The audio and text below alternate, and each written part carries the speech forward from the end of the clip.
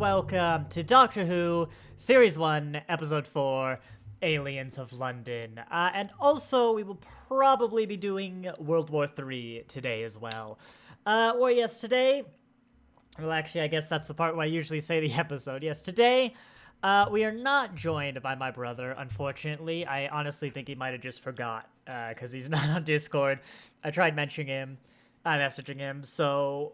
we'll see. We might do both of them. Don't worry, though. Like, that, having my brother is nice, but it also, if he's not here, it means I can be a lot more open and talk about, like, anything from the future of New Who. I already talked about Classic a bit, but, yeah, I can be more open, which is good.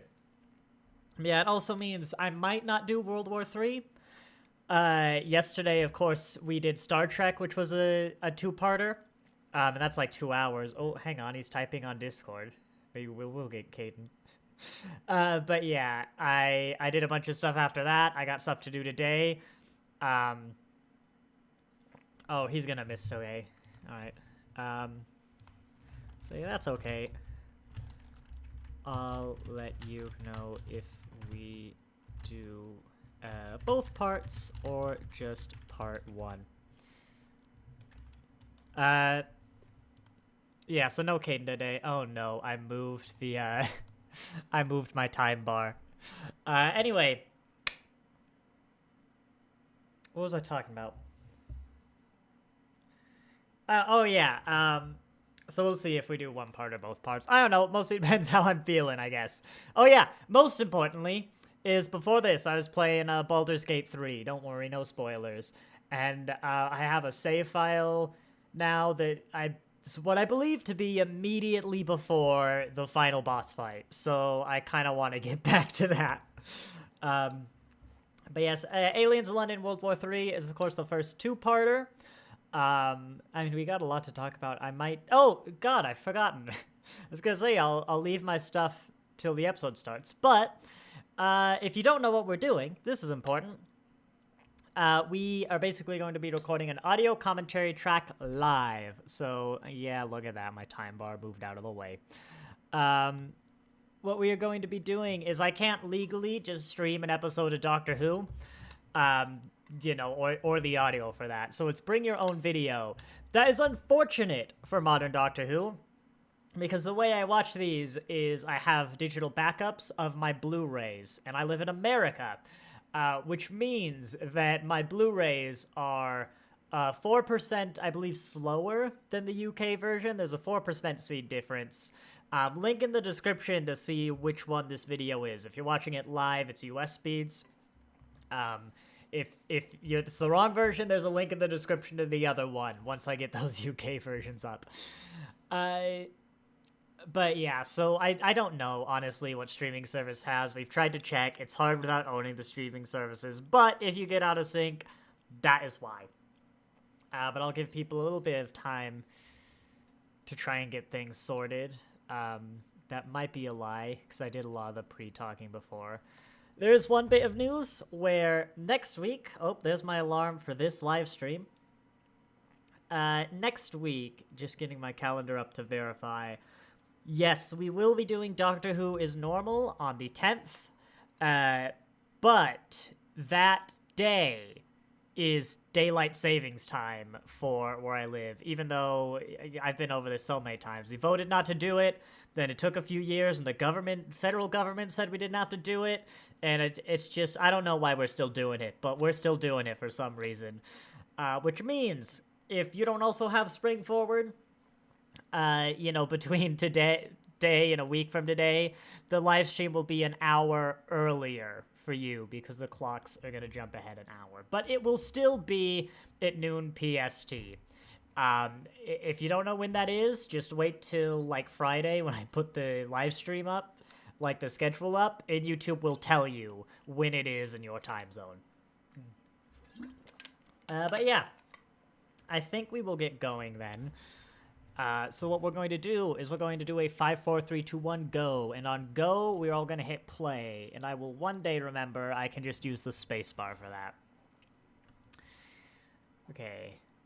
5, 4, 3, 2, 1, go. There we go. It's kind of weird coming from Star Trek to this, where of course Star Trek was made in the 60s, but this is lower resolution.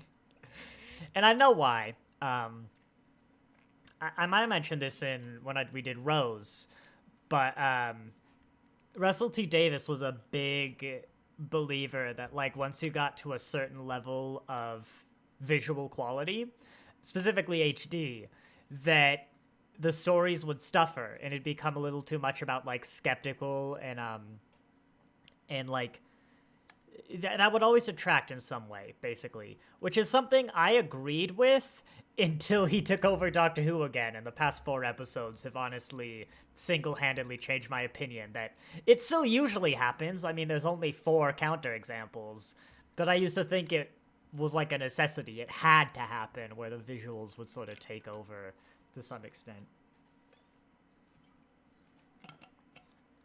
Close enough.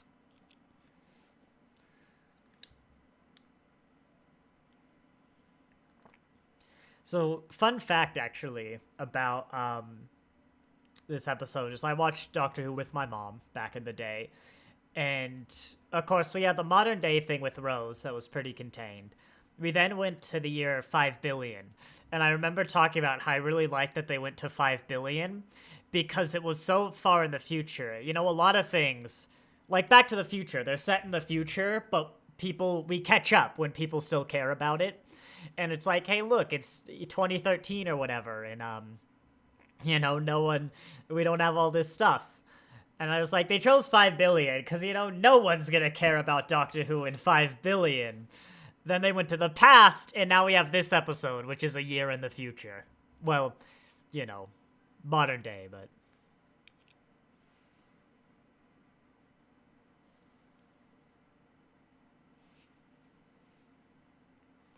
Oh, good, he is wearing a blue jumper. My thumbnail is correct. It was a little hard to tell.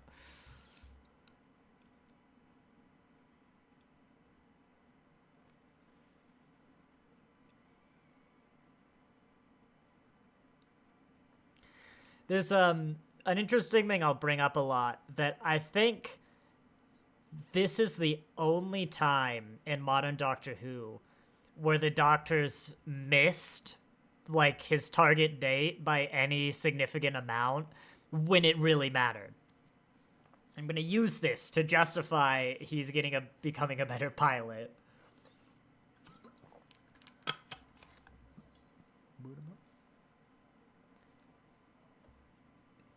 I do think they improved the theme music, though, for some of these later episodes in the US version. I hope... No, they had to have still sped up the theme's music. Because it would have been... It probably would have been harder to just do it for part of the theme. Oh, that might... That's not gonna throw off my calculations by a lot if they do it. Whatever. There's the Bad Wolf reference, but it's easy this episode.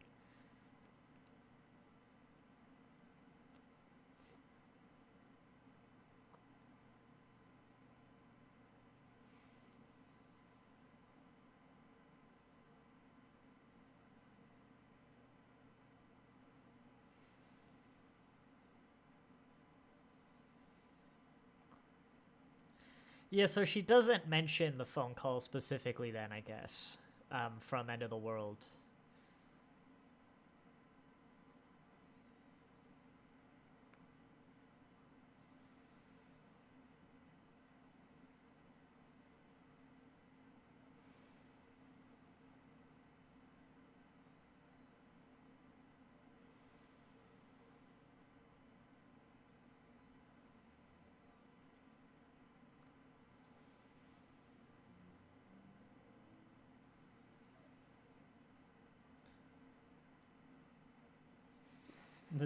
That right there we had just recently. I think I read once that that's the only justified slap in the entire franchise. And I'm like, yeah, it probably is.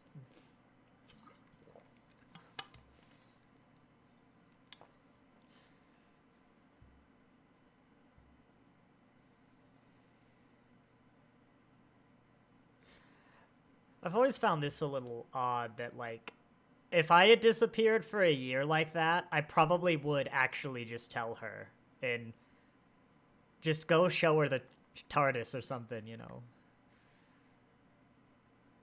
2005? Eh. I mean, Rose is about to demonstrate why they're middling years at best.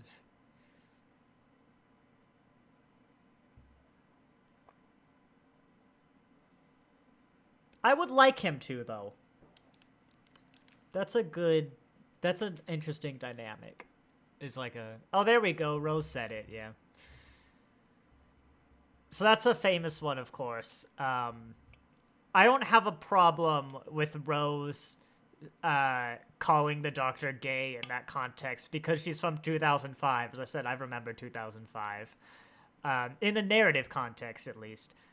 It really bothers me, especially considering that Russell T. Davies wrote this, who is gay, didn't have him react in any way, or be like, hey, if you're gonna travel in with me, like, you know, you're a product of your time, but I'm here to tell you that in, like, within 5 years, that's gonna definitely be not okay, and here's why, you know. I guess you can't write that in 5 years everyone's gonna say this is outdated. But, you know, I say I remember 2005, I was there. I remember it feeling wrong at the age of 5, you know, back in 2005. So, it bothers me. But, honestly, if that's like the worst the actual show gets, I'll consider that a bit of a win. Jack's Law, welcome. Oh my goodness, I forgot to show the episode all blurry again. There we go. And so yeah, it was funny where I talked about how glad I was that you know, they weren't sort of breaking the show by showing something that happened that we would eventually catch up to, and then they aired this. Which, suffice it to say, I wasn't familiar with Doctor Who when I first watched this episode.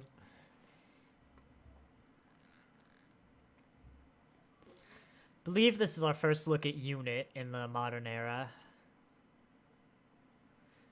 I'm not a big fan of modern UNIT. Like, that's kind of the point. They really took them into, like, much more of a military organization. But after seeing the classics, I really wish they maintained that more. Like, I don't like new UNIT. Even with Kate.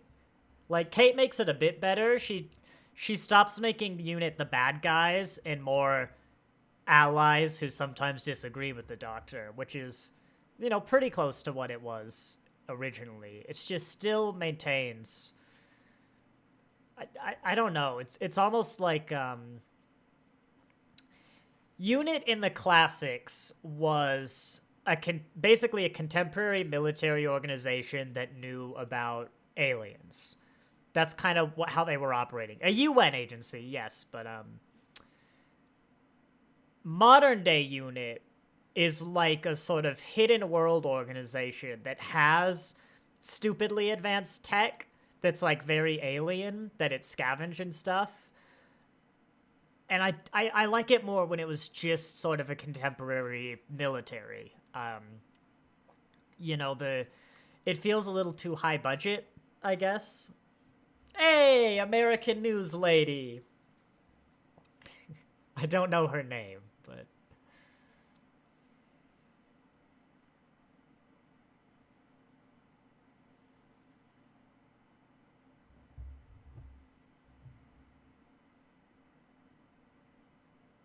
Is there actually an American news network in the UK? Because I've only just clocked to me, like... I'm gonna look that up. It probably can't be, because they couldn't use it if it's actually... Like, the BBC couldn't use American News Network unless it's a BBC station.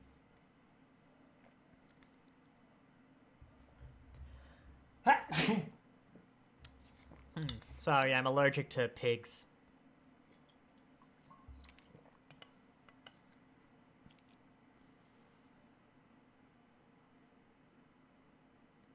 You know, given all that's happened, Jackie's really okay with the doctor just still hanging around.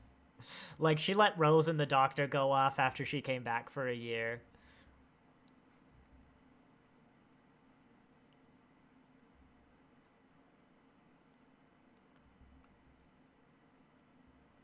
Wow, he had that episode.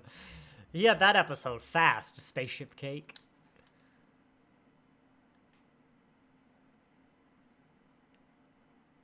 Also, that's a really clever way to get the news guy from, like, the river to the hospital without showing the journey, because this is a live feed.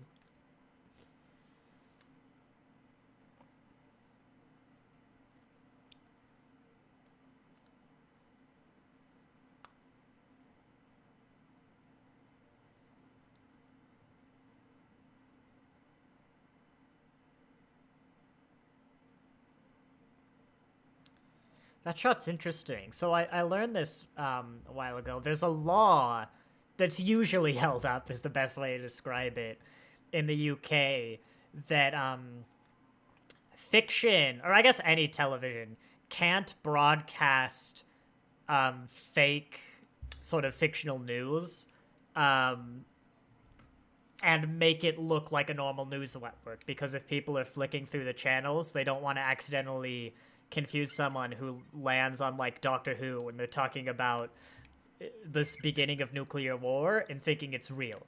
And so whenever you see news in Doctor Who or British shows in general, it'll have that kind of effect where you see really obvious TV lines, or, like, you see the border of the TV the characters are watching, so the viewer knows it's not a real news station. But the reason that last shot was interesting, where they talked about the alien bodies, it was technically a news broadcast, but in full quality.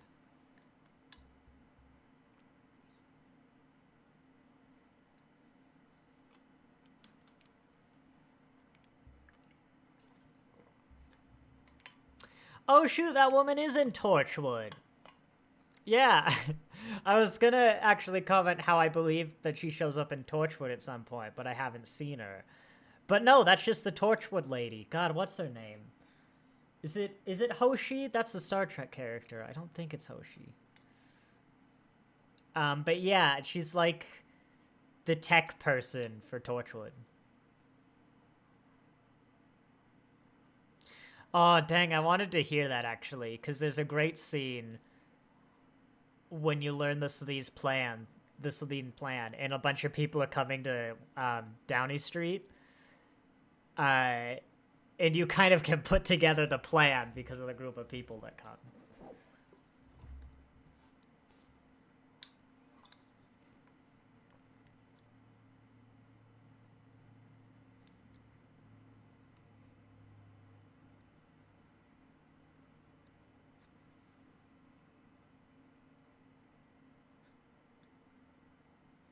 Hardly the most important person right now.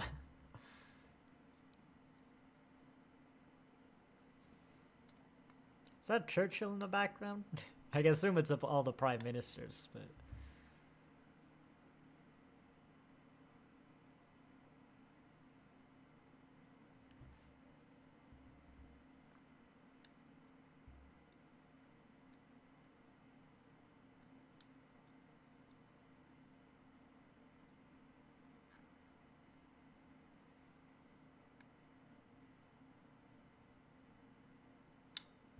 I wonder if those actually exist. I'm sure America has them, because, you know, we've got contingencies for everything.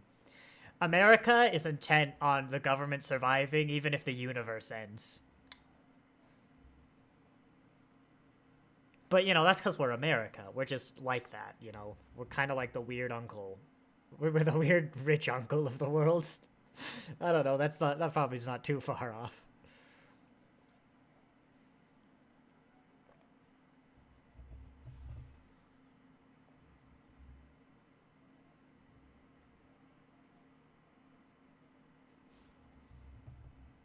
They really like the weird rich uncle joke.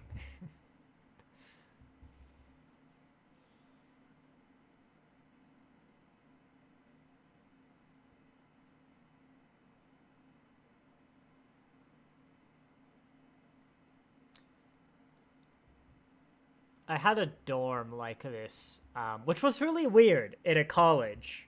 That right outside the doors is just a like 5-story jump. They're usually built to be a little more safe, but I hated it because there was like the crack under the door. It was cold in the winter. I mean, London can get cold, can it? It doesn't snow, but...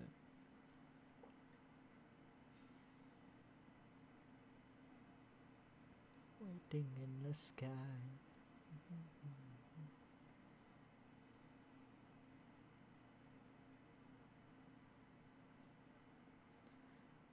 First companion to get one, at least in the television show. I think Ace explicitly, like, didn't get one basically forever, and she had to use the spare.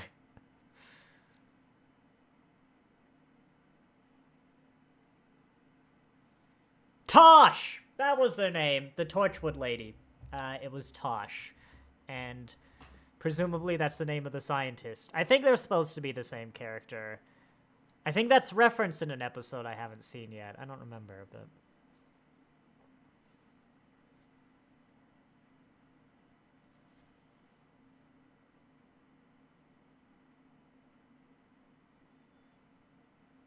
This is a nice TARDIS set. I do just wish it had a door, like, somewhere, you know? More rooms.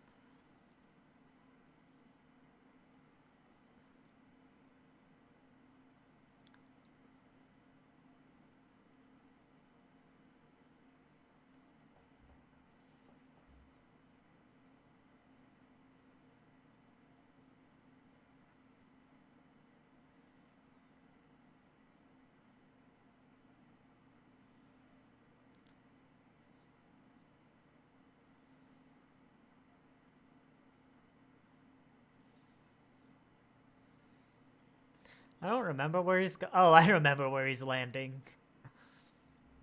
But I always took you where you needed to be, Doctor. So what is the... Do we think the TARDIS... because of course later on we learn the TARDIS always takes the Doctor where he needs to be. So... Are we saying that the TARDIS is like rebelling against Rose because it's been so long since the Doctor's had a companion and like she has him all to herself?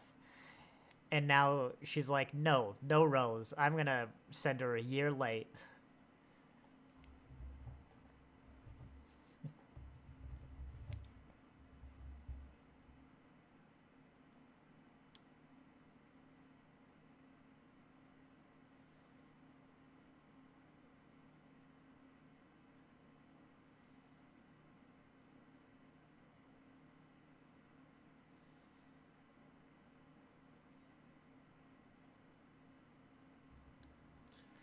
I like agree with her to a point. But I also feel like this definitely isn't the time for... What is it again?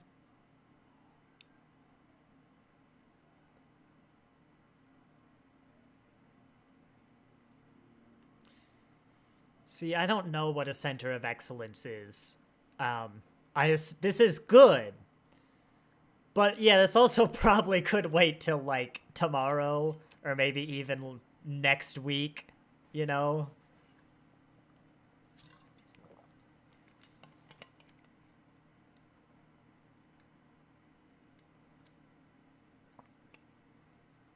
Like, it's showing she's dedicated to the job. She cares about her constituents. But I also care about my hypothetical constituents, and I'd be a little more focused on the alien invasion, you know? Well, it's not an invasion yet, I guess. But...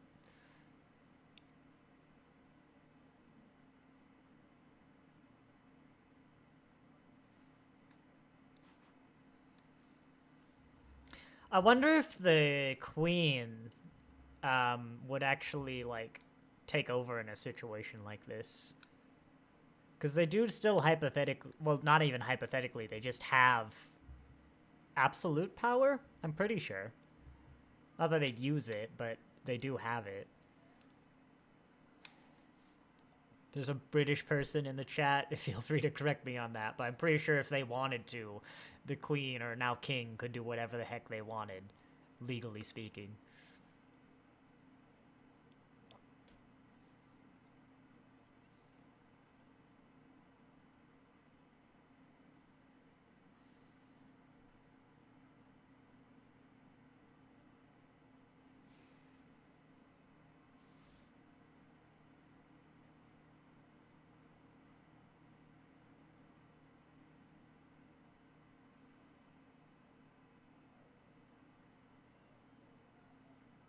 I like that baby poster in the background. Why is it there? Oh, I guess they are in a hospital. Fair enough. I thought they were in, like, an army barracks. It's never it's never too early to enlist your baby in unit.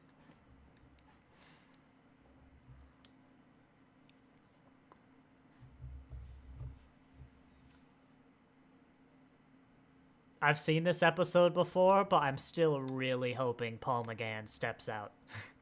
Hello, I'm the doctor, but probably not the one you were expecting.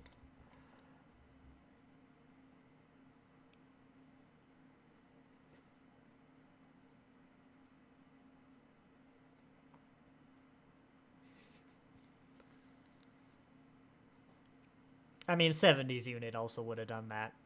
Sorry, 70s or 80s unit. Gotta keep the joke alive.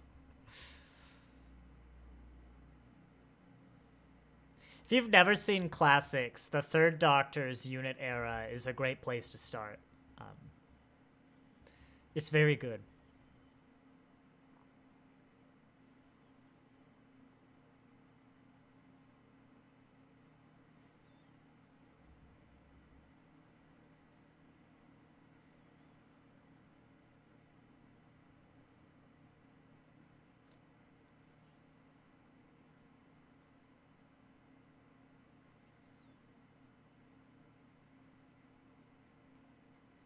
So it was like half the cast of Torchwood take. Oh no, sorry. I was gonna say were they taken from Doctor Who, but I'm thinking about Martha, who was on Doctor Who shortly before they became a companion.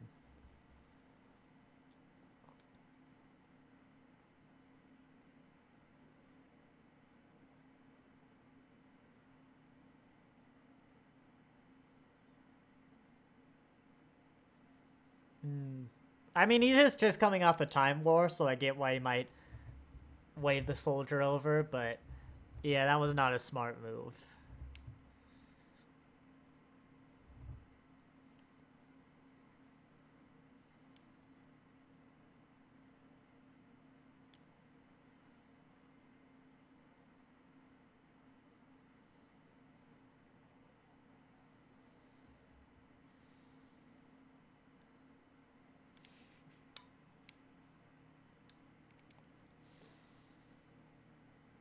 At least that one listened, you know?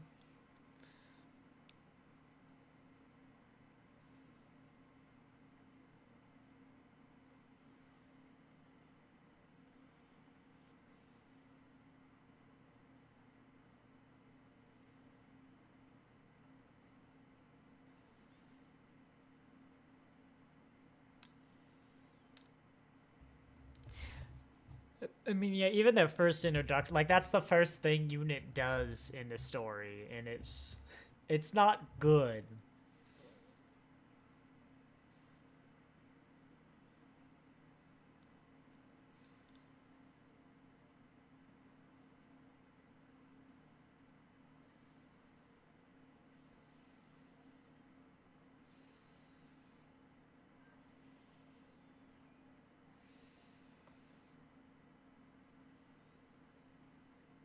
I've just realized, is that a Unit general?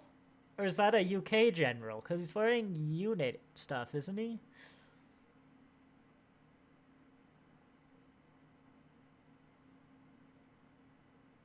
No, a unit can't take over the UK government.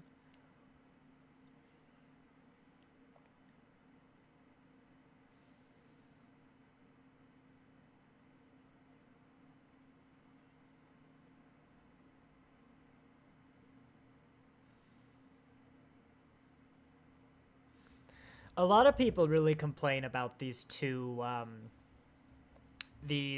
like constant fart jokes because they're too childish. And I'd agree they are rather childish. Like, it's just there for the children. The Slovene work a lot better in the Sarah Jane Adventures, which is a kid's show that you should really watch. I'd have to check if he's unit or not. But I think people forget how much good drama and like generally kind of like unsettling things and like this episode has that we'll get into, but like I think that's true of a lot of Doctor Who, honestly. That Russell T Davies in his era was really good at like these ludicrous stories, sure, but they were very grounded and like kind of bone chilling in a lot of ways. Like, the one I point to a lot is the Christmas special, where a third of the planet just spends Christmas ready to jump off of our roof. And, yeah.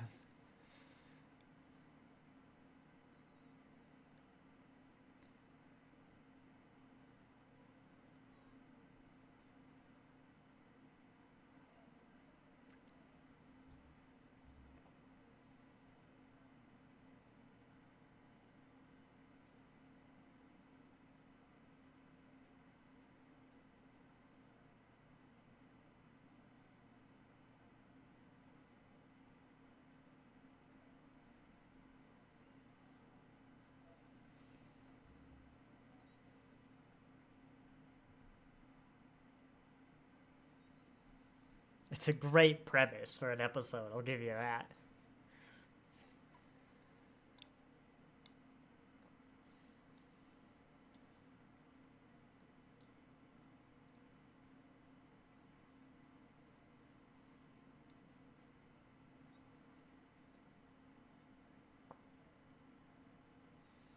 No, that's not for, like, 2 regenerations.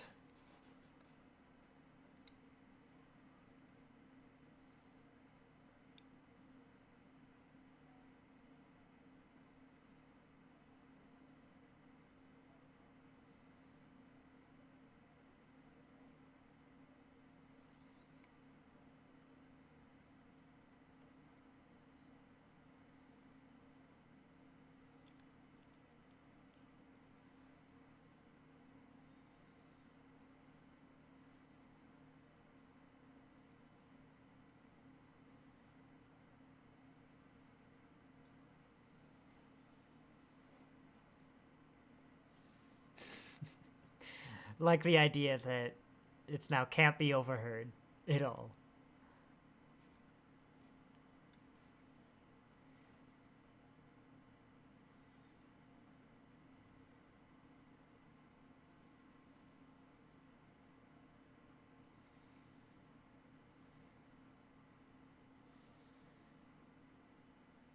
Actually, the more I think about it, Jackie's doing amazing given what she's been through.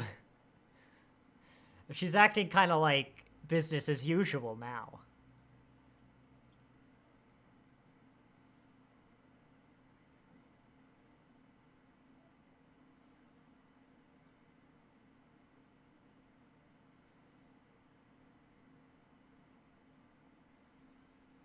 Oh, there's a little detail we drop.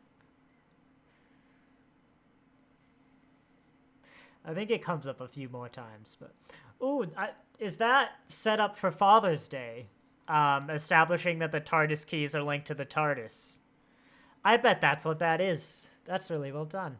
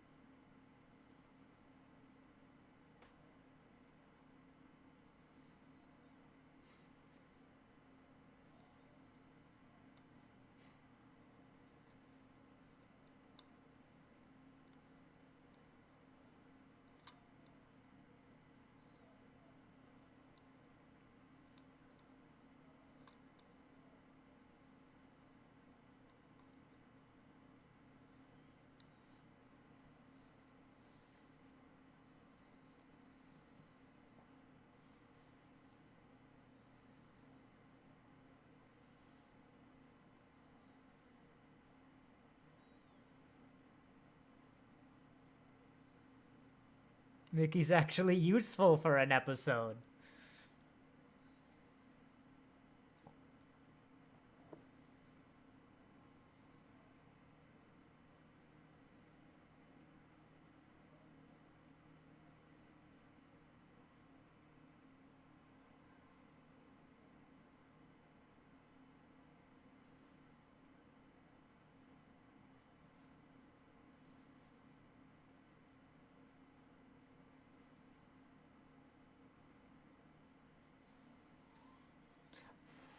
I mean, she's about to knock it through because it's busy. But given how many times like they invaded in the show, I bet that hotline is just extremely busy.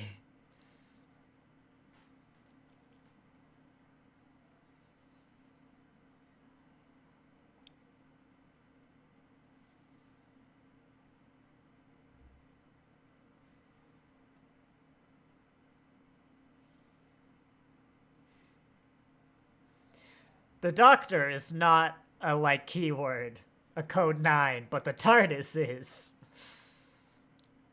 I do kind of find that funny. It literally says red alert, the Doctor.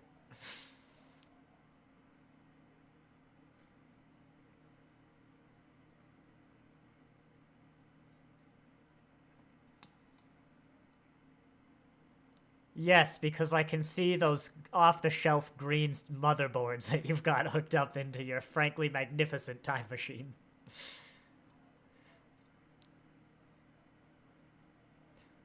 Star Trek's isolinear rods were genius because those don't never look dated. But those green motherboards are now of a specific era.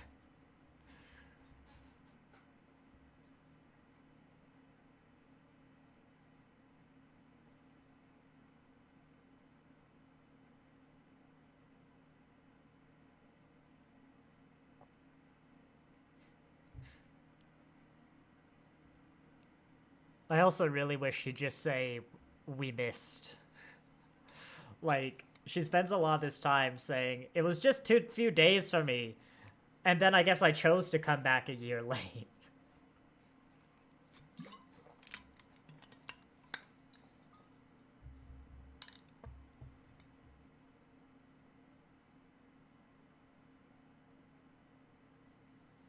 The woman I was cheating on you with thought I murdered you, so that she stopped seeing me.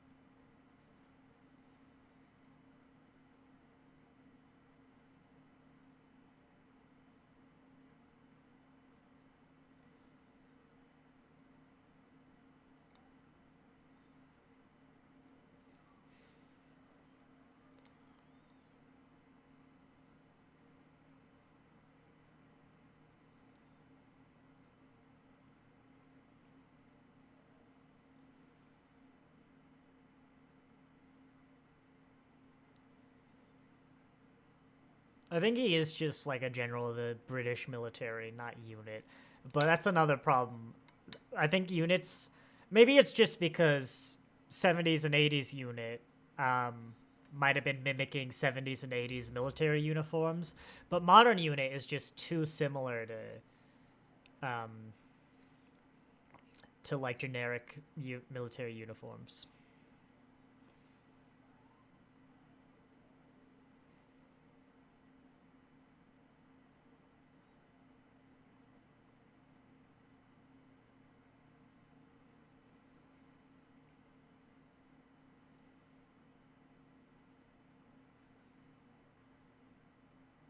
I like the Gallifreyan sticky notes that the Doctor has in his TARDIS.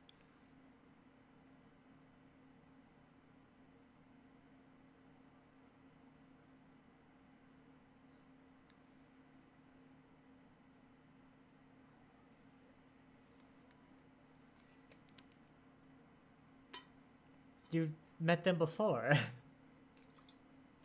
You landed in their barracks. Or was that not Unit, then, at the hospital? They've got the red berets, though. Hang on, that is Unit, isn't it?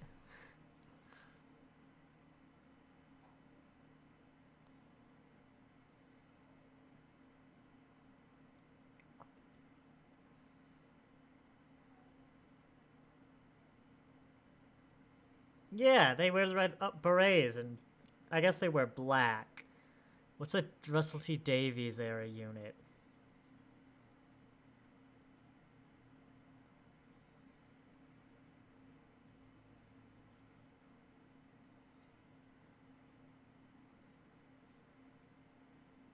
Oh god, what is it? Doctor Who, the Sontaran stratagem. What did they wear?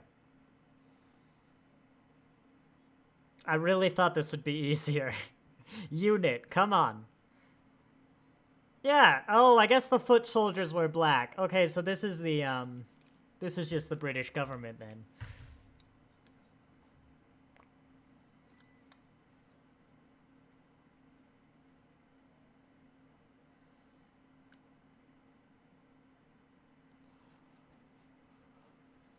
So when do we first meet Unit then?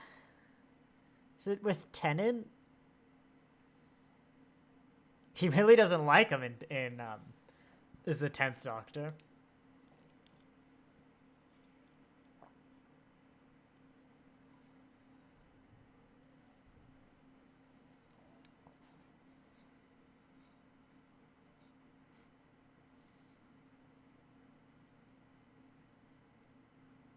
It's kind of interesting they don't bring all the companions in. Like, obviously I get why they don't, but...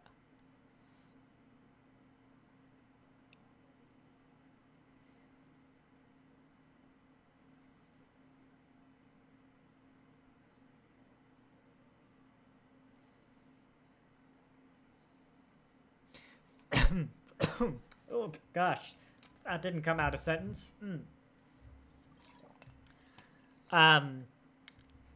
Fun fact about this year time skip is from this episode on, all of Doctor Who takes place 1 year in the future from when it aired.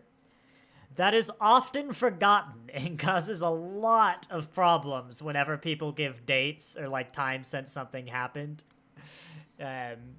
Yeah, I think it still continues to this day because Donna references something you can trace back to like with Rose or something that we can trace back to Rose, and we could use that to deduce the age of her daughter, which is just wrong.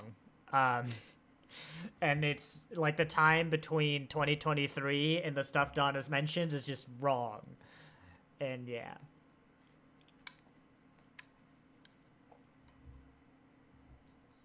I really hope it's got Pertwee's face on it.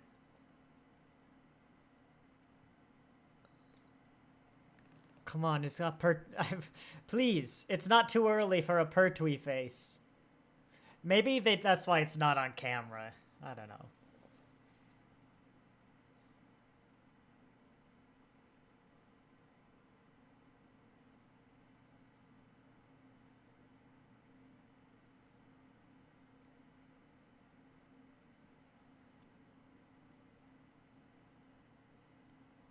Through the room she's not allowed to go in.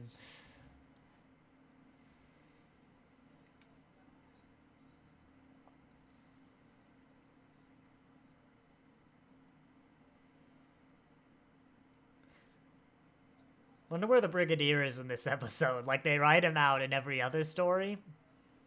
Oh, it is the Sontaran one that you meet the unit for the first time. That's right, because they have to establish why the Brigadier isn't there.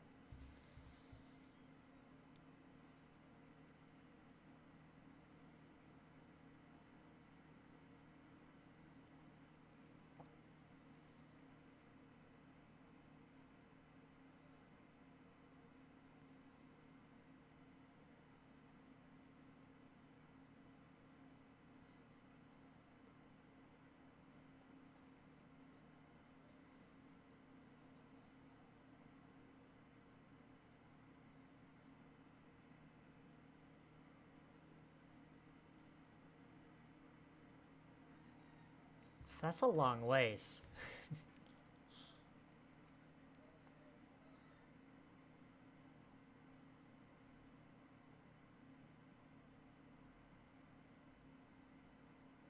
Oh, that's 0.1 mile. Alright, fair enough. A satellite. I'll let you have that.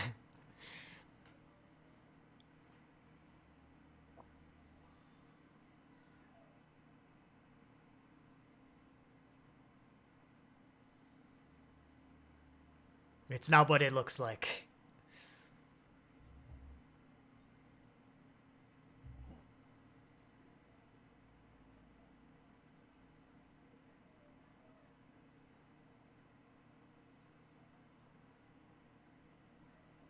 Oh, what face is on that card?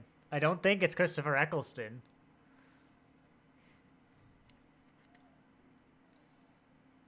I don't think it's Pertwee, though.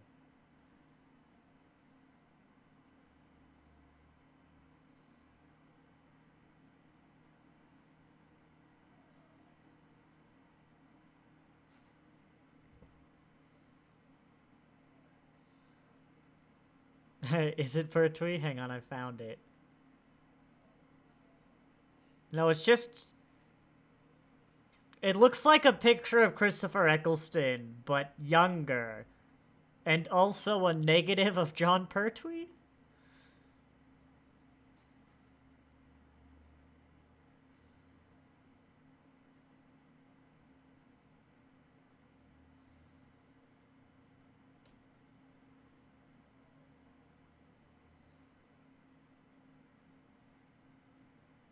Oh no, it's Eccleston and a negative of Eccleston. It's just a really bad picture of him.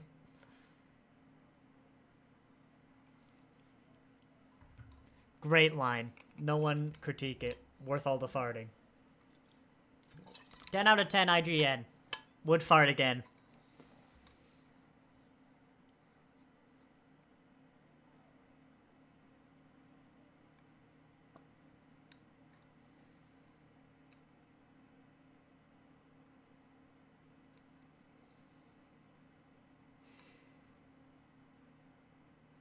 I think that effect's actually pretty good. It holds up a lot better than most things from 2005. I'm looking at you, Enterprise. Like, if that came out today, I think it'd be passable. Oh, you know what? I wonder if it has to do with it being standard definition, so your 3D models don't have to be... you know, you get a little more leeway just with the quality of the episode. That was a little liquidy, but, you know, still 2005, that's real good. You know what's great, actually? The Sarah Jane Adventures. In their first episode with, like, the Bane, they've got a lot of good CGI in Sarah Jane Adventures. And that was probably like 06, 07. Well done, Harriet Jones.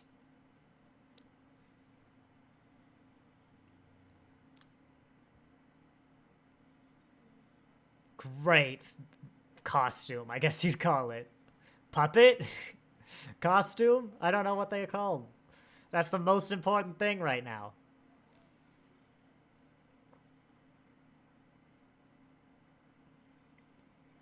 Ooh, and our first cliffhanger. It's a pretty good one.